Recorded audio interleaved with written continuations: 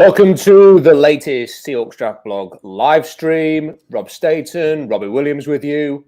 Let's ride. Robbie Williams, let's ride. Let's ride. Oh my goodness. He's making it easy to dislike him. I always love Russ, but he sure is making it easy to be glad he's somewhere else, right? Let's ride. Let's ride. Anyway, Seahawks training camp's going on, Robbie, and we've got a few things to talk about since we last met up, and we can get into some things here. I think the most interesting thing for me, and we're obviously going to get into DK Metcalf's contract and a few of the topics, but I think the most interesting thing for me is the quarterback situation. So you trade Russell Wilson, and we spent a lot of time on the blog sort of saying you've got to play the long game with this. You've got to wait this out. We're going to have to take some lumps in 2022, and then the draft will come around and they can draft the future of the franchise. But now that training camp is here, the kind of reality bites a little bit of what is actually going to happen. And it's quite ugly. You know, when I'm sort of reading, and there hasn't been that many reports from training camp. Like I remember when the first few years of the Carroll era, it felt like everybody was writing up about the Seahawks training camp, what was happening, the competition battles, and there's a lot less of that these days. You've kind of got a couple of journalists who are doing it, who are there, and that's it. But all of the reports over the last few days have not made for good reading with regards to Geno Smith and Drew Lock. And I think we're entering quite an interesting period here now, Robbie, whereby it's quite a test. What are the Seahawks going to do? Are they going to persevere with this? How are they going to justify this situation? What are they really thinking? Are they legitimately thinking, okay, we just need to get through this year and capitalize on the draft next year and go and draft a young quarterback? Or are they genuinely thinking we can compete with Geno Smith as the starting quarterback? Because that in itself is a little bit concerning if they feel that way, because how on earth could they possibly believe in Geno Smith, given he's shown absolutely nothing? I mean, the guy is not a young quarterback who just needs a chance. He is 31 years old and has had chances and has barely managed to stick in the league for the last few years as Seattle's backup. So I find this situation quite interesting. I just wonder how you kind of feel about it, because I've made my thoughts clear that I'm quite happy to sort of endure a bad season and come out the other end and look forward to the draft. But how are you feeling right now? Yeah, I mean, I'm in the same boat. I'm ready for the season to get started, and I'm ready to take our licks, because this season is not going to be very pretty. I think ultimately my fear is a couple of things. I'm worried that Pete thinks he can compete with Geno Smith, and that he's going to go in thinking that we're going to win a bunch of games, and then when they don't, panic, and 6 to 8 games in, they make some ridiculous trade for a quarterback to try to right the ship for this season. I hope really what they try to do is get some of these younger guys playing time, let them, take their bruises and their bumps and get it out of the way and learn on the fly. And, it sounds like great things coming from like Kobe Bryant and those kind of things. I try not to read too much into the early days of training camp though, just because, we haven't even had like a real game yet.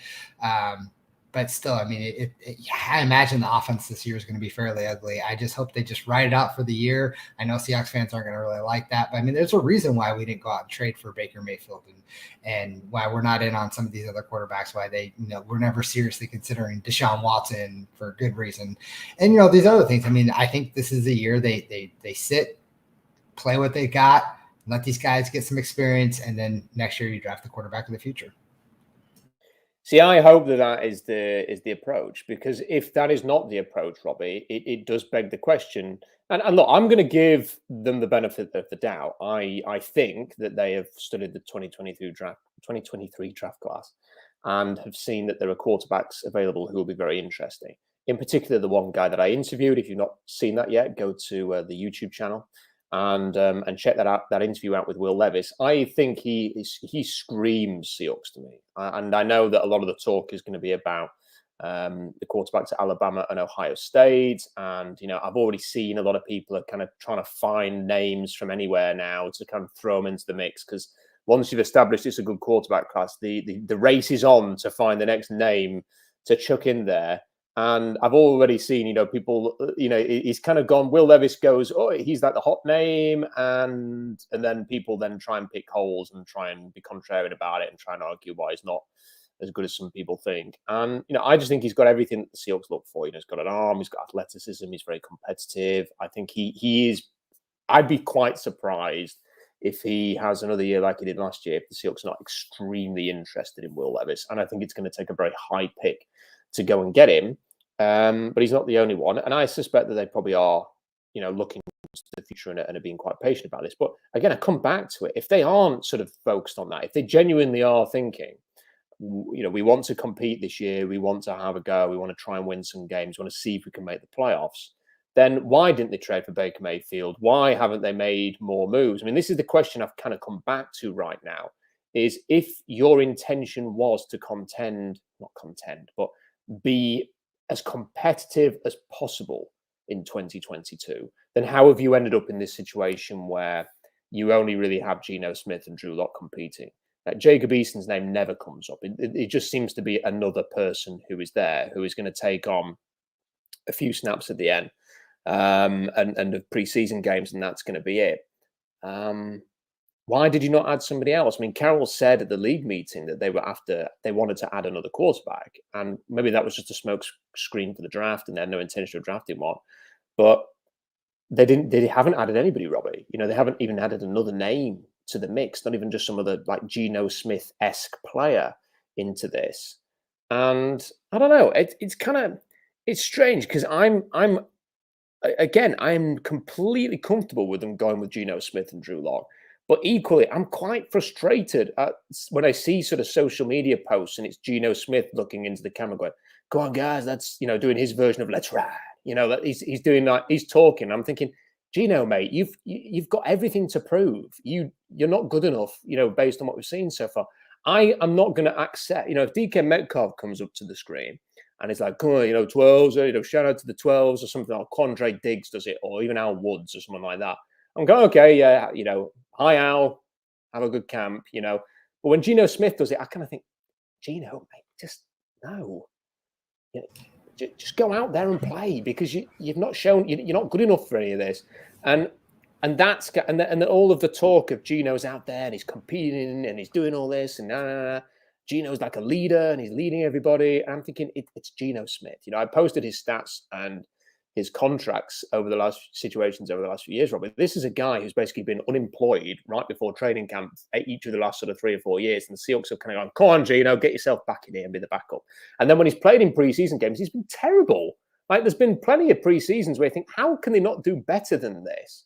And a quick point on this, Robbie, before I bring you in again, is, to me, it speaks to what we were talking about ahead of the 2021 draft. We spoke a lot about, you and I both liked Kellen Mond. I really like Davis Mills as well. And both of those guys were available with Seattle's second round pick. In fact, Seattle could have traded down into round 3, which everybody expected them to do because they only had like 4 picks. They could have traded down into round 3 and taken one of those guys. Now, Kellen Mond has shown nothing in Minnesota so far, and Davis Mills has had a promising first year with the Texans and is the presumed starter there unless they go and acquire Jimmy Garoppolo one way or another. There's nothing at this stage to suggest that either player is going to be a long-term starter in the NFL. However, just imagine, Russell. It was clear to them that Russell Wilson was not for long in Seattle. It was clear that there was a time limit on his tenure. That the divorce was forthcoming, and they took that information and did absolutely nothing with it. And if they had drafted Davis Mills or Kellen Mond in round 3 last year, they would have been in the competition as well right now. And if nothing else, Robbie, that'd be more interesting, exciting, there'd be more potential there to find an option. They'd have had a year in the system playing behind Wilson. You would have had a cheap backup last year.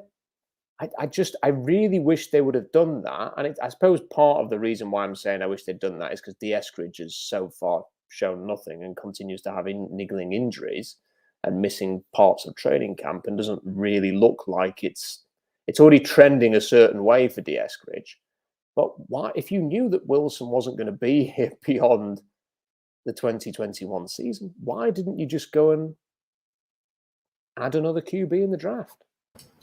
Yeah, I mean, I think when we first started talking about this way back of like talking about getting rid of Russell Wilson and what the trade would actually look like, we talked about bringing in, someone to be better than Geno Smith just as Russell's backup. Originally, I was like, you have to get a quarterback in return. You can't trade Russell Wilson and not have a quarterback in return because you don't have anything in the pipeline for that. And then what they got back is Drew Lock. And I honestly believe that. I think they thought they might have had something in Drew Lock. And now that he's here, maybe they're realizing they don't. And I don't know if they're just sitting on it now and going, well, do we wait to see if Jimmy G comes available, or do they just try to roll the dice? And like I said, 2023 just looks better. But I mean, they've had opportunities to add guys and they haven't. I'm really impressed with their patience so far on not adding someone like a Baker Mayfield. That's not somebody that I wanted to bring in, because I felt like you bring a guy like that in, maybe he wins you a couple more games, but you're not any better than you really would have been. And I want star potential at that quarterback position. I want somebody who's going to ultimately lead us to a championship game, right? And neither of these guys are going to do it. Don't know if Davis Mills or Kellen Mond would have been that guy, but at least it would have given you something to be a little more excited about in training camp. And you're right, they haven't brought any other names to compete with these guys. And so now we're looking at guys who are mediocre at best. And this is what we're going to look at. We're going to look at a very mediocre, probably really poor season. And, we're not going to really be focused on hoping too much on the quarterback position and be focusing on like, how did Kenneth Walker do? How is, the left tackle, right tackle, how are these guys playing? How's Kobe Bryant playing? Like these guys, just seeing how they're progressing throughout the season into what's going to be their sophomore season, because 2023 is the year that we want to come back and probably really compete. That's dangerous, though. Not from my perspective, the way that my kind of mindset is, Robbie. I firmly feel this is a developmental season, and I'm quite happy with that. To me, a good season would be seeing improvement on defense, improving your pass rush, turning the ball over some more times, feeling like you've got the building blocks of a good defense off the back of this year, and getting your offensive line ready and set for the future. It bothers the heck out of me that they're not starting Abraham Lucas with the ones. I mean, just with the greatest respect to Jake Curtin, just put Abraham Lucas in there the same way that Charles Cross is in there and let him take his lumps. It seems strange to me that certain players are being sort of pushed into starting roles as rookies and, go ahead and do your best, and others are not. And, I think that Abraham Lucas, just let him learn on the job. I don't see the point in redshirting him for a year to see what you've got in Jake Curhan. I mean, I've got this really horrible feeling that they're going to try Abraham Lucas at like left guard or something down the line. It's just, or center. Like just put him at, put him at tackle, and let's just see. One of the really exciting things about the draft was the 2 tackle drafts that you drafted in the first 3 rounds. Put them in there and let's see what they've got. But again, develop your O-line and your defense. Try and get the running game going again. Set the table for your quarterback of the future to come in 2023. That would be a good season. However, here's why it's a bit of an issue, Robbie, and why they need to be careful. If you keep telling everybody that this isn't a rebuild, which is what Pete Carroll has done since they traded Russell Wilson, this is not a rebuild, this is not a rebuild, this is not a rebuild. We want to compete. We're going to compete. You can't keep telling people that, because there's some fans like myself will be able to take a step back and go, okay, he's probably just saying that because it's Pete. But there's a lot of fans who are pissed off that they traded Russell Wilson and feel like a bad decision's been made, or that the wrong person was sided with. And they don't need an excuse to criticize Pete Carroll or this team.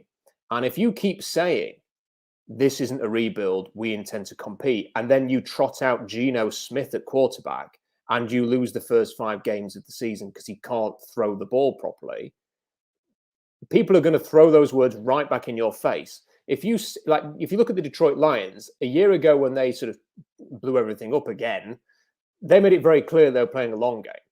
And I think the fans have given them the benefit of the doubt. So any kind of like glimmer of hope, like a strong performance or a close loss, was celebrated in Detroit, because the fans thought, well, we'll take whatever we can get.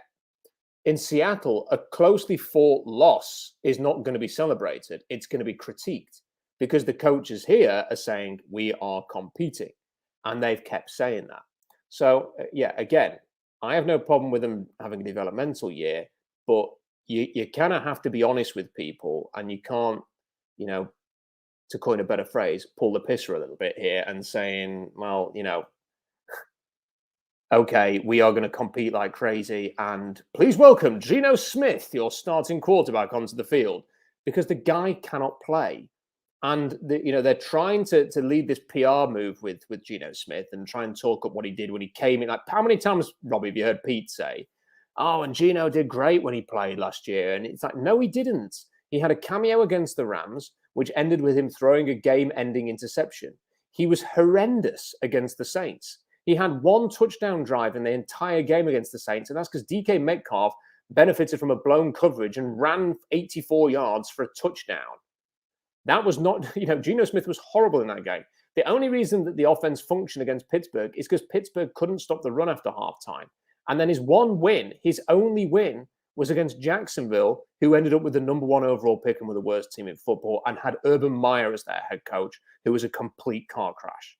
Let's just stop pretending that Geno Smith is anything other than, he's not just a replacement level player, Robbie. He's a replacement level backup player. He's a player that if it wasn't for the Seahawks over the last 4 years, probably wouldn't be in the league anymore. He's not even shown a Colt McCoy level of ability as a backup. I don't think if it was for the Seahawks, anybody would have offered him a contract. And yet here he is, leading the way because he seems to be a little bit more experienced than Drew Lock. And, I really hope that over the course of the preseason games, Drew Lock can just steal this job to give us a little bit more intrigue and interest. Because, heck, if nothing else, that first game against Denver, it can be Russ against his old team and Drew Lock against his old team, and let's see who wins. If it's Geno Smith trotting out there, they're going to have to run the ball for 150 yards every game to be in competitive, aren't they? Because this is just not good. And they do have to be very careful with their language about competing if they're going to start Geno Smith. Right. And I think they can, you use the word compete and they're saying it's not a rebuild, but they could say it's a retool. They'll say things like, well, we didn't let DK go. We re-signed him. We're still trying to bring guys in, and they're just missing that one piece at the quarterback position.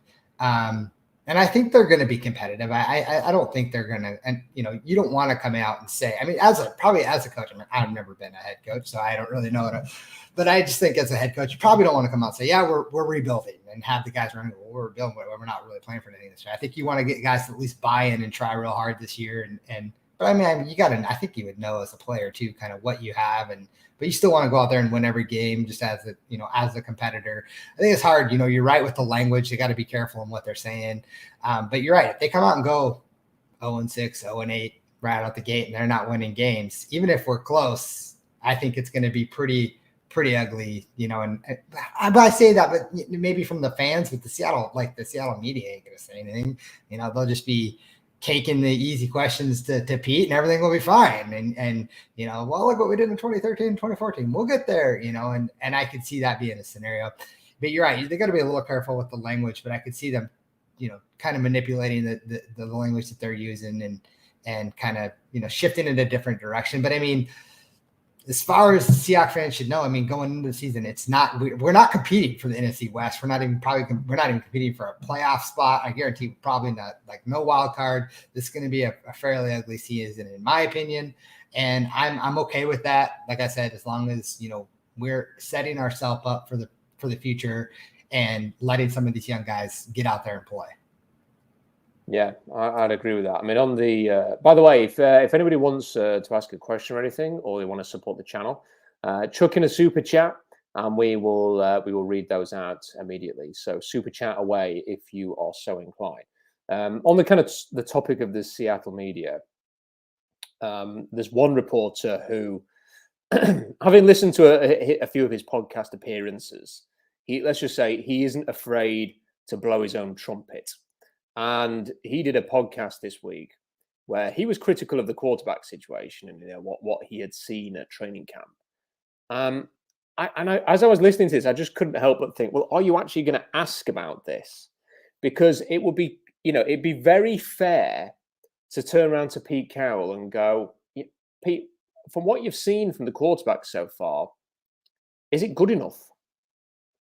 That would be a fair question for someone to ask. Or even phrase it like this, what do you say to fans who are a little bit concerned about the quarterback situation and are expecting you to produce this year, given that you've traded away a star quarterback and claim to be in the mood to compete or to be minded to compete? Those are fair questions. They would not be, if anybody asked those questions, it would just be interesting to see how Pete Carroll would answer them. And there's a temptation sometimes, and it's not just the Seattle media, it happens a lot of places, where the answer is assumed before you ask the question as an excuse not to ask the question. Pete will just say this. There's no point asking that. Well, no, ask the question. Let him answer it how he sees fit. Be seen to be asking those questions. I'd like to see him justify it. I'd like to see how he would answer that. I'm guessing he would probably just praise the two players who are competing and probably make some glib, positive remark about Jacob Eason as well. Are you looking to add anybody else? He'd probably just say, we're always competing. We're always looking. But so what? Ask it anyway. Why not have a whole press conference on that topic? Because it wouldn't take much for all of the journalists to sort of go, no, I don't have a bit of this. I'm going to ask a follow-up question to that question about the quarterbacks. That, to me, would ultimately be a lot more interesting than just sort of around the houses. Why is this person getting a rest? Why is this person getting a rest? How has this rookie looked? How has this player looked? Tell us about your O-line. Let's have it. Let's have a bit of pushing and probing here. Let's see how Pete Carroll answers these questions, because I'd be really interested to see what he has to say about this quarterback situation. Because again, I'll keep saying it. I am very comfortable. If you gave Pete Carroll some truth serum, or he spoke off the record, and I was privy to that kind of conversation, he went, you know what? We just want to get through this year. We want to draft Will Levis. We want to draft Bryce Young. We want to add CJ Stroud. We want, Van Dyke at Miami, whatever. I'm wearing the Van Dyke t-shirt today. We want to go and get that guy, and we're just going to enjoy this year. Completely fine. You do what you've got to do, Pete. That sounds like a great plan to me.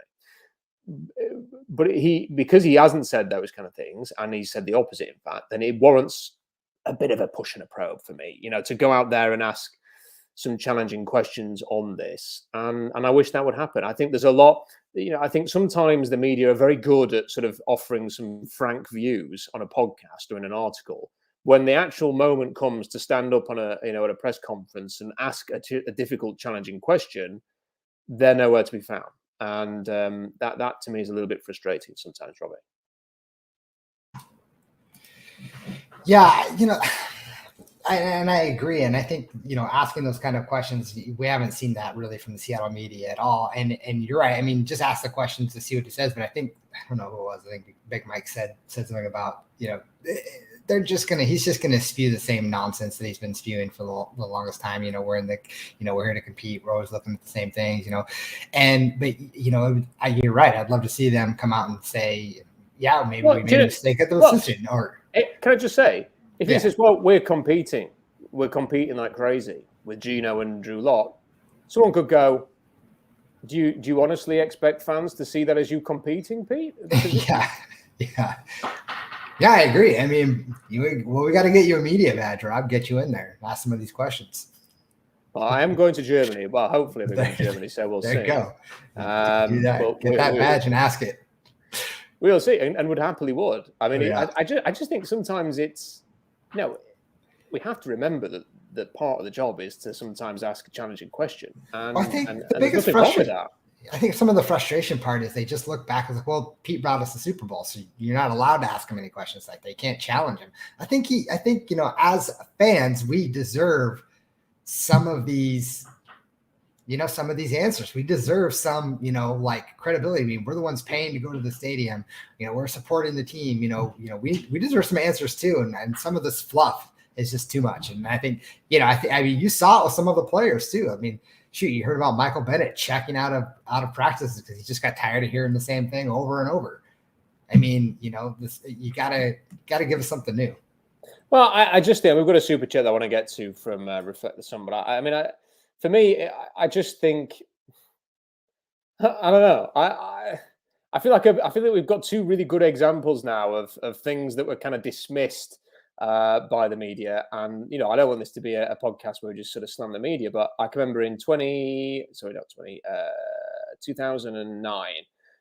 For the last sort of 5-6 weeks of the 2009 season, it was a whole bunch of media saying we're not.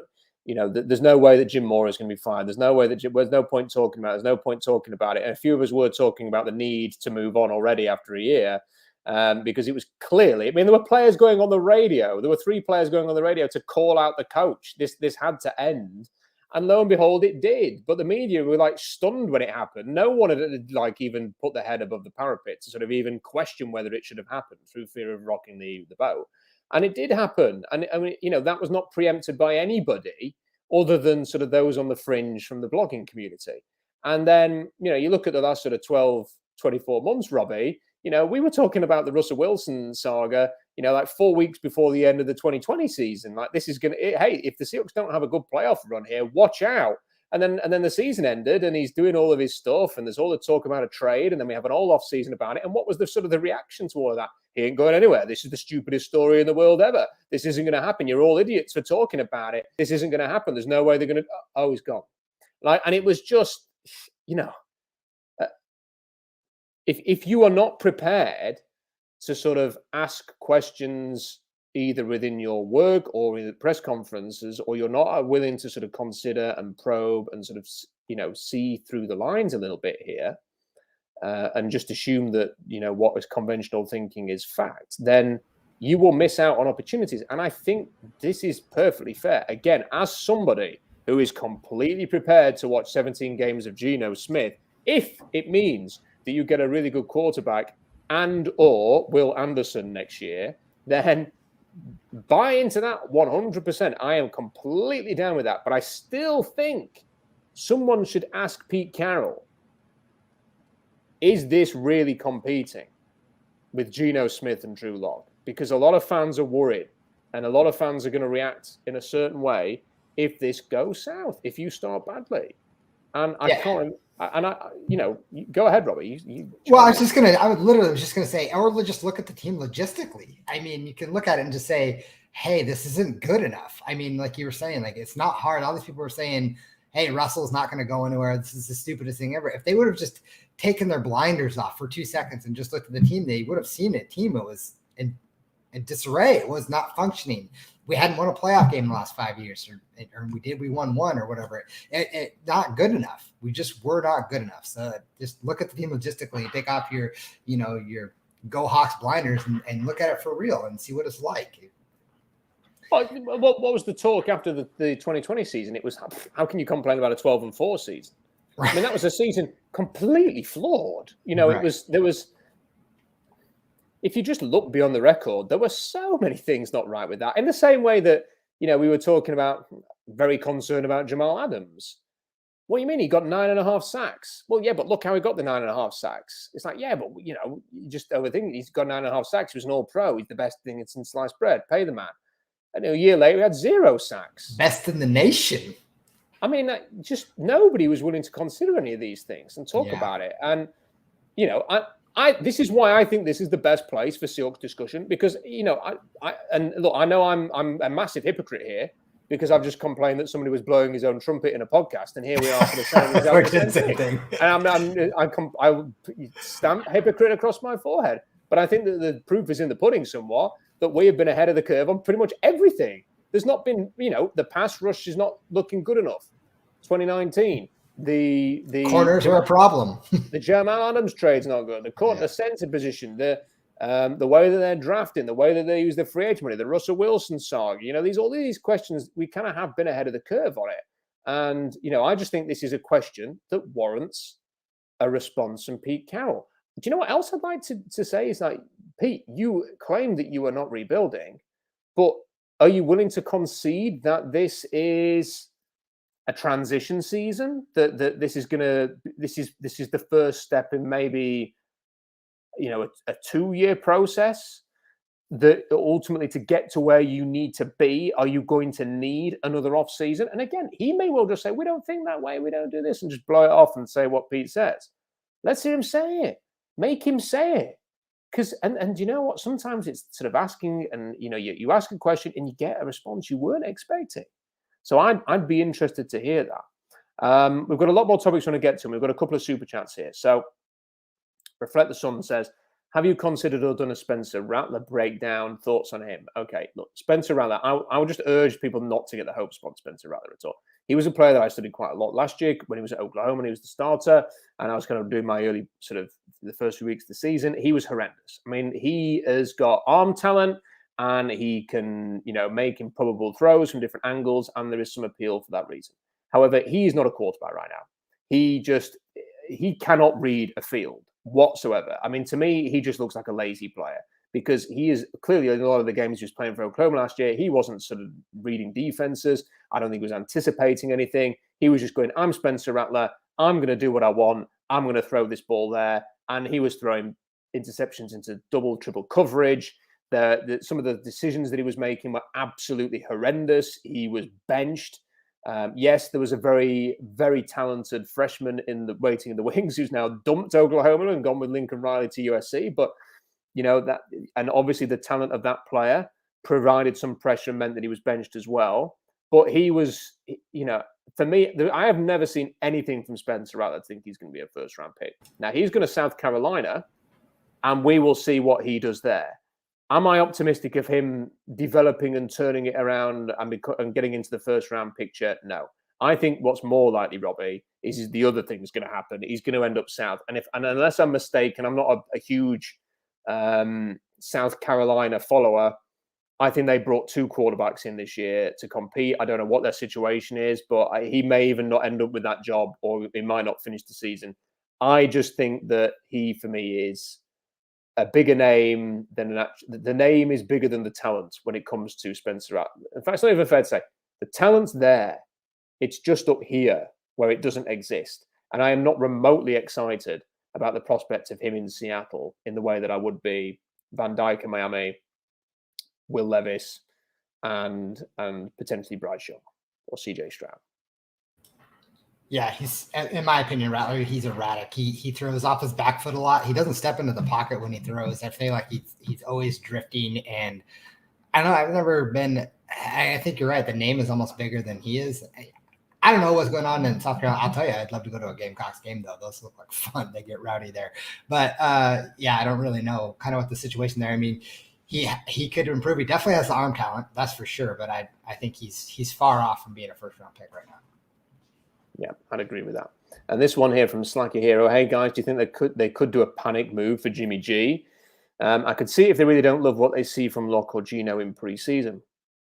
I mean, my answer to that, Robbie, is no, because it's not even so much that the Seahawks would need to do the panic. It would be the Niners giving the Seattle Jimmy G.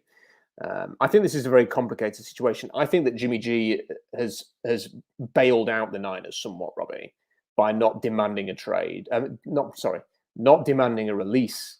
The fact that he's still there, he seems to be doing some throws. He's being, a good soldier in that regard. I find that strange because I would have thought he would want out. He'd want his release. They've paid Deebo Samuel. They need to save money. There's no way they're going to carry him on $24 million. And I, my read of the situation, Robbie, and I don't know if you agree with this, is that I think what the Niners have done have said, basically, you go out there and negotiate and, not just on a trade, but you can speak to anybody about contracts. And you can find out what people will be willing to give you if you're released or whatever, or what they're willing to pay as part of a trade. And then you come back with that information to us and we'll see what we can do.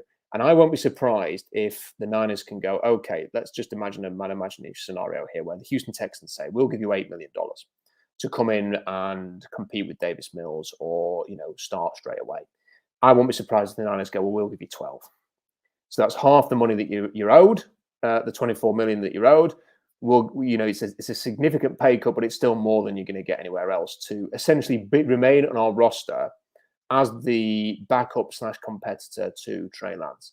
And I wonder if that is what the situation will be with Jimmy Garoppolo, and he may well end up staying in San Francisco. Apart from that, maybe they are just sort of waiting until the last minute to release him so that he doesn't end up in Seattle, having missed training camp. And if he's released, I don't know what will happen there, Robbie. I mean, part of me thinks the Seahawks will be all in on that. And part of me thinks that Jimmy Garoppolo as a competitor might fancy that, and it would be an opportunity to start very quickly. But I also think that Jimmy Garoppolo he may just be a little bit too loyal to the Niners. He may well think, do you know what? I don't want to just sort of run up the road to the big rival. I'd rather go somewhere else. I'd rather play maybe in the AFC, or I'd rather play in a different division. I don't want to play against San Francisco. I'm not interested in all of that. He may not think that Seattle's, the best place for him to impress because they, let's be right, they don't look like a team that's on the brink of competing. He might prefer to go somewhere else and play for a Brian Darbolt, for example, in New York, where he's proven that he's a bit of an offensive mastermind. So I would put money on Jimmy Garoppolo not ending up in Seattle just because of all of the obstacles that are in the way there. But what do you think? How do you sort of see this playing out for him in potentially Seattle? I think he's probably, they gave him permission to go out and look for a trade. I think he's probably finding his market to be very cool. I think people want to see how his shoulder is. I mean, even when they get to see him throw, he hasn't been super, healthy majority of his career, very injury prone. I think he's likely released. I don't think San Francisco should keep him. I mean, if they want Trey to have any chance of leading this team, they're going to need to release him. I just don't see any way that they could have both on the roster. I don't know. He could get released, or if he gets released, I could see Seattle being super interested. And I don't know if he would be interested in Seattle. I don't know. I mean, if you look at the roster, we drafted a young running back. We got some talent now on the offensive line. We've got 2 stud wide receivers. I mean, there's a lot of potential for him to come here, but I could, at the same time, he might want to go to a more offensive-minded head coach, knowing that here wouldn't probably, they just got rid of Russell Wilson. Maybe it's not a scenario that he would want to put himself into. So I think ultimately he ends up getting released. Where he ends up, I could see it probably be in Cleveland, with the whole Deshaun Watson thing. I don't think they're really that bought in on Jacoby Brissett. I don't buy it. They've said they're definitely not going to add Jimmy Garoppolo, though. They said that? I didn't see that. I'm pretty sure they've come out and announced, via their, essentially their journalist spokesperson, which is Mary Kay Cabot, that they're not gonna go down that road. Well, that could all change if Watson's if his 6 games get added to a full year. We'll see what changes there. That may change, but I don't think I don't think he ends up in Seattle. That's what I'm trying to say. I don't think it's going to be Seattle. I think he'll probably end up somewhere else. And I think San Francisco will have to release him. I think he's going to end up in Houston. I think there's the connection. There's the New England connection there. Yes, Davis Mills had a very good rookie season, but I could see him. I could see him in Houston. I'll tell you what I'm not buying. I'm not buying the Tampa Bay stuff. I don't know where that came from. Garbage. No, that's definitely not happening. I think Houston, New York. I just don't think Seattle's that appealing. Maybe he would do a reverse Sherman and think, I want to go up there and beat the Niners. Maybe he would. But the funny thing is actually when you look at Seattle's schedule, it's Denver. I think Denver first up is the ideal time to play Denver. It's because it's a primetime game. It's the first game of the season. The crowd's going to be so into that. Russell coming back. It's a more winnable game in week 1 on prime time than it is in week 6 for me, in my opinion, on just a random Sunday at 1 p.m. And then you play the Niners. It's Trey Lance's potentially second start, Robbie, of the season. Could be some growing pains for him. You then play the Falcons, who are dreadful, or could be a real clash of the Titans there. Seattle against Atlanta. You then play the Lions and the Saints, and it's actually, when you think about it, there's not actually then the Cardinals. It's not actually the hardest start. It's one of those whereby if you did have Jimmy Garoppolo playing at his best, you could probably end up with a winning record from that little group of games. That's the crazy thing about it. I don't think the schedule is that bad for Seattle this year. I just don't. we may come to sort of see this as a bit of a wasted opportunity, really, in terms of win-loss record. I mean, obviously the long-term future is more important. It's not about this season, but I just cannot imagine Geno Smith getting the job done. I just can't. He's not Ryan Tannehill reclamation project level. He's not anything like that. This is. I mean, I'm trying to think of a comparison, Robbie. I can't really think of one. This really is bargain bin, crap quarterback in his 30s, somehow starting in the NFL. I mean, it is mind blowing. If you'd have said to me 2 years ago, watching him in preseason, that's your starting quarterback potentially in a couple of years' time, I'd have been like, what? No way. Well, you're living it, buddy. It's happening. Anyway, that's right. That's right. We've got Corey Coleman. Thank you for your very generous super chat. Good to see and hear you guys again. Great to have so many people with us on this live stream again, especially because the blog's been down for like 4 hours today. So I don't know how many people are going to know that this was going on. So great to have you all with us. Good to see and hear you again. Excited about the cornerback competition and the early noise Kobe Bryant has created. I also love two alphas, both sides of the ball, going out in practice with DK and DT. Yeah, I didn't mind that at all. And Kobe Bryant, it's been really encouraging. It's great to hear that he's doing well. I find it a little bit strange that I think I'm right in saying that is it Sidney Rice? Oh no, sorry, Sidney Rice is playing in camp today. It's Artie Burns, the other starter, who is not practicing today.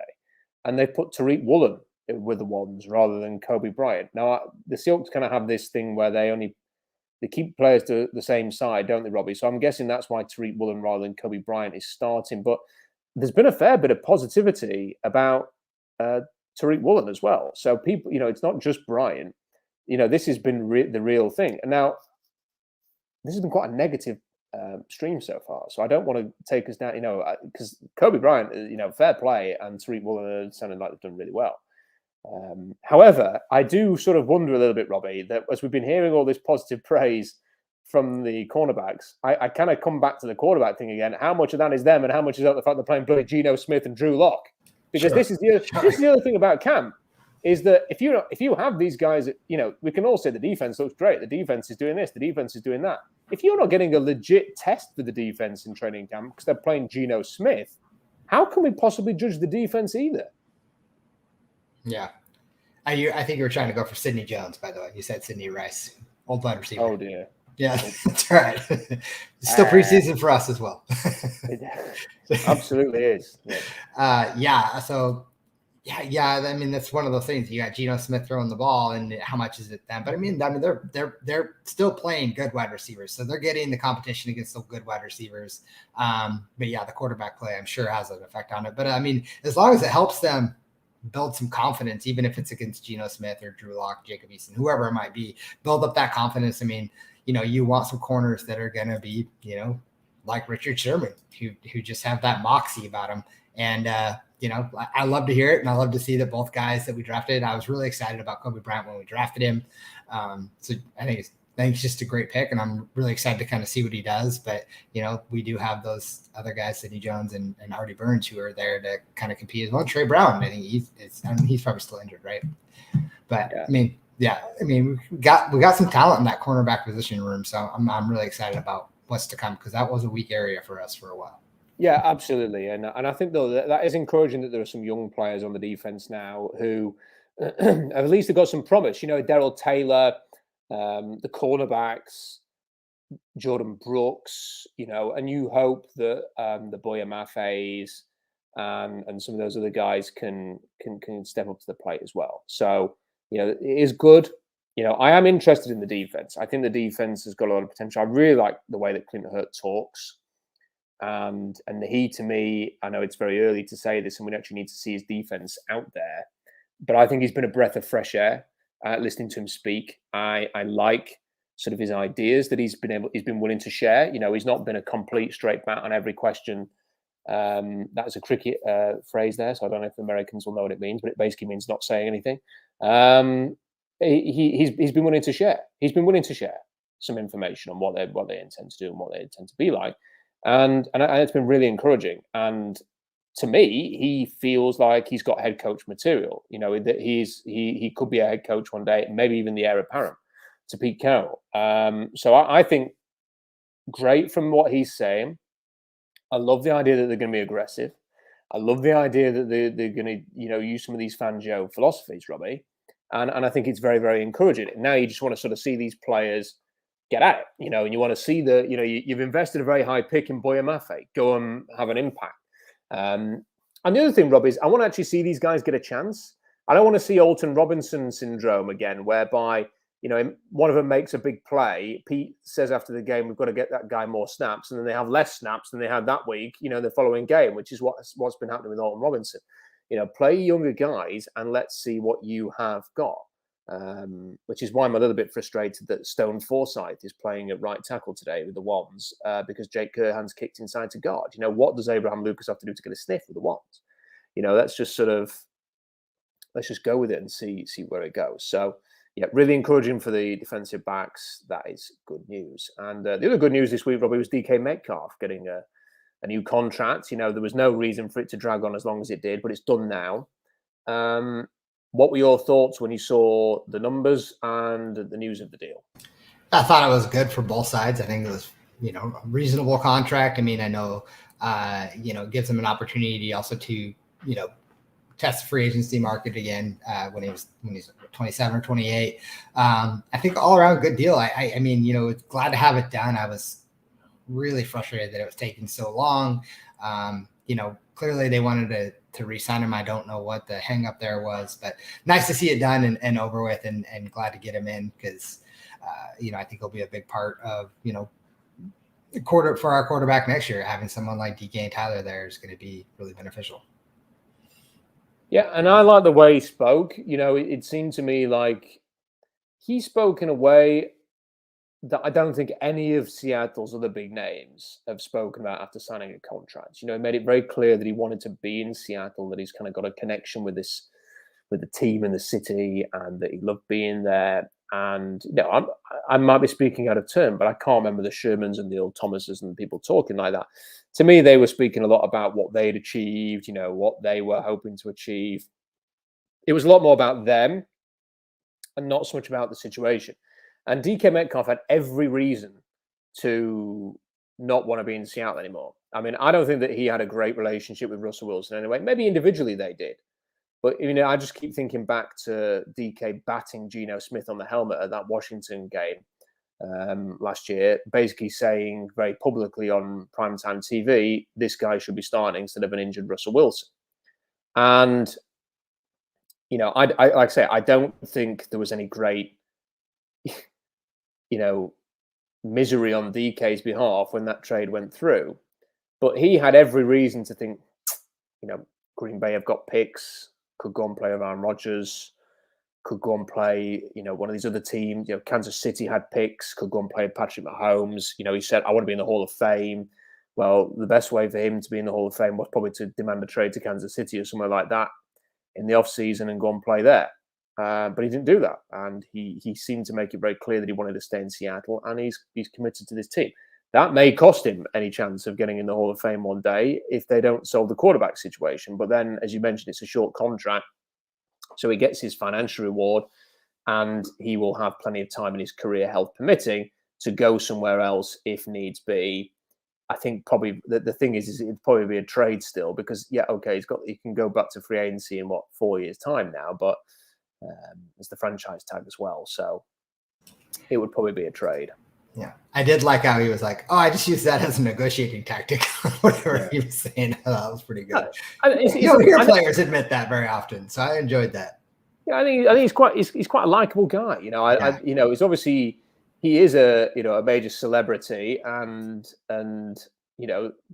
he has a Louis Vuitton Merce. Do you know what a Merce is, Robbie? No idea. It's a man purse. Oh, okay. I only know that because I was watching a video that he did on YouTube of things he can't live without, and one of the things he listed was his Merce. And he just, but he was quite funny with it. And, like I say, it's a very celebrity thing to have, a Louis Vuitton Merce. It's the kind of thing that I imagine Jamal Adams has got a whole room full of at his house.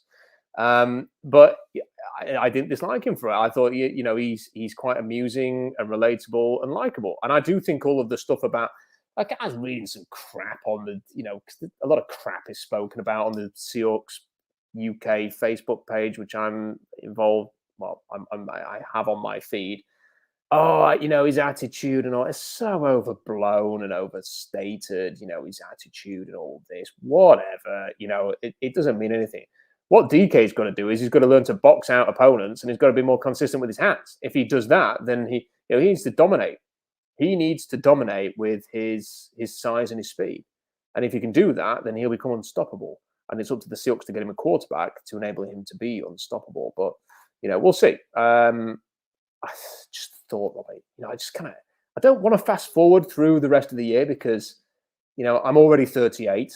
And, when you get to this age, you kind of every year, you don't want to lose a year. So I'm no rush to be 39 in June next year and sort of thinking about the future. And I really like the idea of seeing someone like Will Levis throw into DK Metcalf. Just the thought of that will be great. And hopefully Will Levis doesn't have any catchphrases. So Jamal Adams has got another injury, Robbie. I kind of found this shocking. That he, it was reported that he'd gone for a second opinion on a finger injury, which is a very Jamal Adams thing to have. And then, it's kind of like reported as if it's a serious thing that could keep him out forever. And then the damage limitation started in the media, where some of the local guys who are close to Seattle, he's back and he's going to be fine and he's going to do this, and then you keep hearing about they're one of the best players in the league. He's back and all this, and you think, oh come on, guys, and he's there and he's got his hand bandaged up and everything like that. Thinking, okay, whatever. I mean, it's just, to me, we're just sort of going through this really painful slow dance where eventually he's not on the team anymore. Yeah. And we've kind of just got to get there now. I mean, it's just so frustrating. I don't know. It was a broken finger or a sprained finger or something like that. They said that he got his finger trapped in a helmet, but apparently he's not been wearing a helmet. So what was he doing? Did he thumb? Did someone toss him a helmet and he dropped it and he got his finger caught? Because that'd be very Jamal Adams. But I don't know what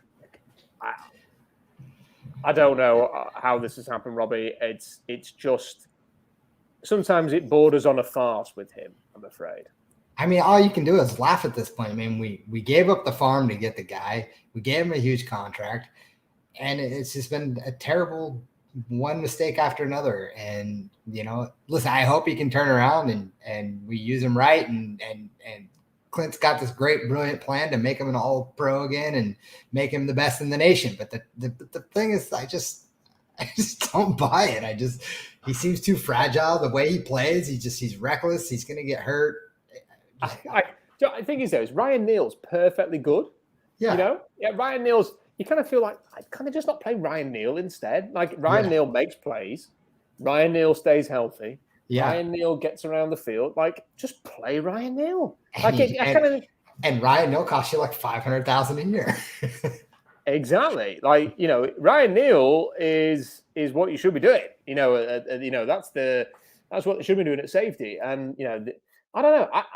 I'm somewhat interested to see how this is going to play out, Robbie, because I kind of hope that they find a role for him in this defense where he can be productive, and then they can just move him at the earliest possible opportunity. But if he does too well, then they obviously won't move him. They might lull themselves into a false sense of security with Jamal Adams. But then, I just kind of think that maybe it's for the best if they could just, if he just continues to have all these issues and they just cut the losses and run. I mean, they traded for him, and I don't want to go on about Jamal. Everyone knows what we think about Jamal Adams or what I think about Jamal Adams. But I found it interesting that when DK with his press conference, and he was sort of running through a list of leaders, and it was like Geno Smith, Quandre Diggs, Al Woods. He didn't say Jamal Adams.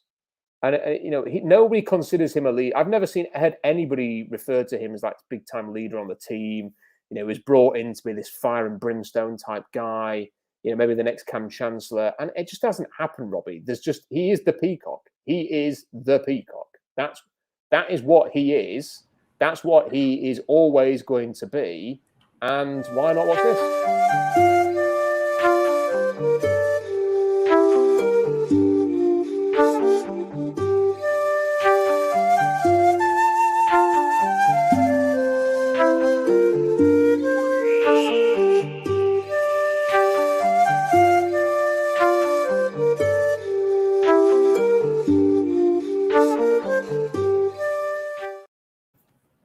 There we go.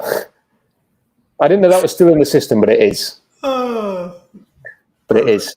But anyway, on a positive note, to finish, that I had a look on the schedule, and unlike last year, Robbie, when someone mentioned to me that the first preseason game was at the weekend, I was like, oh my God, so it is. I've actually had a look at when the first preseason game is, and it's coming up, and I am intrigued by it. I am interested by it. And as I'm kind of reading Twitter, I'm having a little glance, and I'm seeing that Drew Lock had a nice, Bob Condotta has tweeted, Drew Lock had a nice 3-play, 50-yard touchdown drive, leading 2s against 2s, caps it with a 26-yard touchdown pass to DJ Dallas, of all people. I'm thinking when the games start, that might be Drew Lock's time to shine, that maybe if he can play better than Geno in those games, then we might see Drew overtake Geno Smith at some point. And I would rather see Drew Lock, erratic as he is, with a big arm, lobbing downfield, taking on his old team Denver in week 1 and having a bit of excitement with that. And also interested because we don't get to see a lot of it in training camp because they don't run. But seeing a bit of the run game, Kenneth Walker for the first time in Seahawks blue. And then after a drive of that, Robbie, I'd like to see them take him off the field along with Rashad Penny and wrap them in cotton wool and not see them out again. Because one of my big fears is that, as part of this, compete, that we're going to see all these guys play 3-4 quarters. Let's give Travis Homer the rock during preseason, please, and keep those guys fresh for week 1. Totally agree. I'm going to go a positive note here too, and this is kind of off the rails just for anybody who doesn't know. Adam Nathan, who usually joins us sometimes, had a baby. And congratulations to Adam and his wife and their beautiful baby. So congratulations. That is a fantastic shout out, Robbie, and well said. And Adam, if you, I don't know, when my son was born in 2013, when Seattle beat Houston Texans, and a quick story on that, I watched the game in the hospital on my phone. I watched the first half on my phone, and then they kicked me out of the hospital because it was closing time, and my wife had to stay in for some stupid reason. She was really depressed because our little boy wouldn't sleep. But they kicked me out, so I had to drive home, and the Seahawks were playing like crap against the Texans. I got home and watched the second half. It was an unbelievable turnaround. It's probably going to be my favorite ever game. I probably think of that game more fondly than any of the other games in 2013, including the Super Bowl. Just because it was the day my son was born, and Seattle turning that around. And I remember just right after that kick from Hauschka went over, just thinking, life cannot get any better than this. The Seahawks have won this game somehow, and my son has been born, and that was just beautiful. So what the point I was making, Robbie, is that then my son didn't sleep for the first 8 months of his life, and it was torture. And I watched millions of box sets. Anything that was available, I would watch. And if he is listening to this now because his son is also not asleep, shout out to Adam Nathan. Hi, Adam. I hope it's going well, man. Hope your child is sleeping better than my son was. So that is a great shout out. I want to also, Robbie, just to point this out very quickly. I yesterday went to see Top Gun Maverick for the 4th time at the cinema. Wow. So I want to take this opportunity, if you have not seen it, to go and see it, because I'm the official ambassador of the film for the UK. And go and see it. It's an amazing film. And if you have not seen it, missing out. And I want to see more films like that. So every chance I get, I tell people to go and see that film because I think it's fantastic. It's a 10 out of 10. Go and watch it. And yes, I am a very sad individual for, when I'm not sat watching college football tape on YouTube or my system during the football season, I'm watching films for 4th times in the cinema. So there we go. That's an insight into my sad life. Thank you to everybody who watched this stream. obviously, when the preseason games get going, we will do some streams around that. And we will obviously, when the season kicks off, we'll have a lot going on. This is going to be a big season for Seahawks Draft Blog because it's the first time in a long time that the Seahawks have needed a quarterback. Going to have lots of coverage. I'm still trying to work out everything that I can and can't do because I've got an awful lot on over the next 6 to 9 months, which is including all sorts of things. And I'm going to try and work out exactly what we can and can't do. But what I would say is SeahawksDraftBlog.com is going to be the place to be for Seahawks opinions and for draft content, as Seahawks fans need somewhere to go to find out about these players. I don't think you're going to get anything better than what is on SeahawksDraftBlog.com. So keep it there. Subscribe to the channel. Subscribe to the Rebuild podcast. That will be kicking off regularly again once the season is with us. Like the video, all that usual stuff. It does help promote it. And I've said subscribe, share it around. If you can stick it on the forum somewhere, always much appreciated. Thank you for all the super chats. Thank you to Robbie Williams for his company, as always. Robbie, great to speak to you again. One more thing. If you haven't seen Rob's interview with Will Levis, go watch it. It's fantastic. That guy will hype you up. Good man. Yeah, thank you very much. Go and check that out, and we'll see you next time. Thanks, guys. See you soon. Bye for now.